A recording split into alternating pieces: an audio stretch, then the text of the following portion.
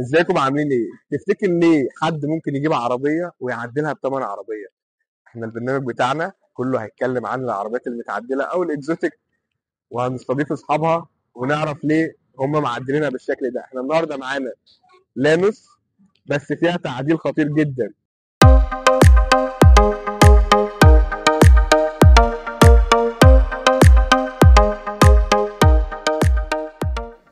احنا معانا ميدو صاحب العربية اللانوس القمر دي. العربية الصراحة بسم الله ما شاء الله تحفة. ربنا يخليك. تحفة جدا.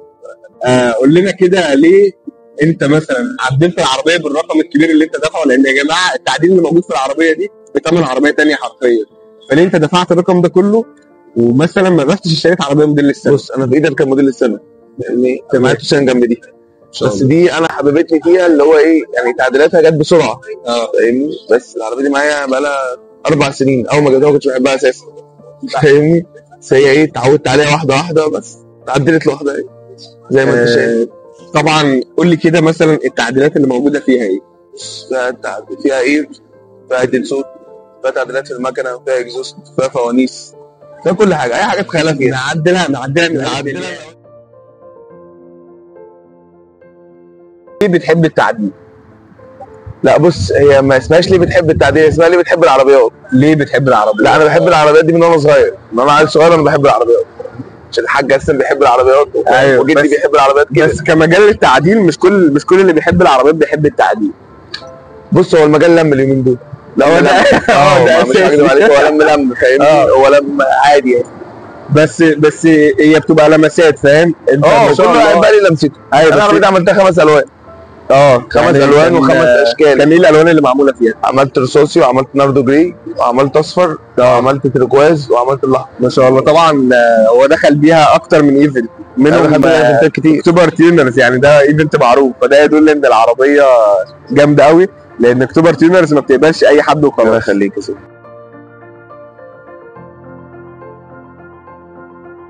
تعالى بقى ميدو هيفرجنا على كل تعديله وكل تفصيله هو عاملها. نبدا كده بره بالايه، نص بقى اتفرج.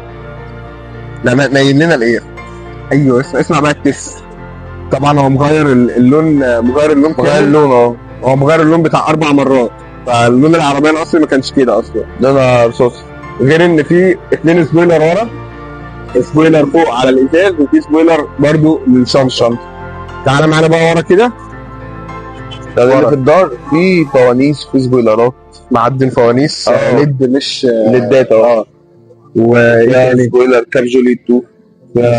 السبويلر اللي تحت بتاع سي 280. يا جماعه بص علبه الشكمان، بص الاكزوست، اتفرج على الاكزوست تحفه.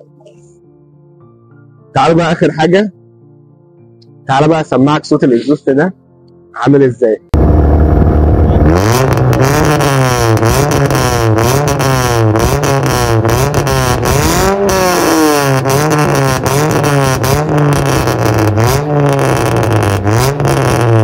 حابين نشكر طبعا اخونا ميدو على الاستضافه الجميله، وان هو خلانا نصور عربيته.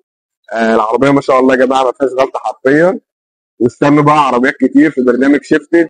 اتمنى تكون الحلقه عجبتكم، واستنونا بقى في حلقه جديده بعربيه جديده من برنامج شيفتد. سلام.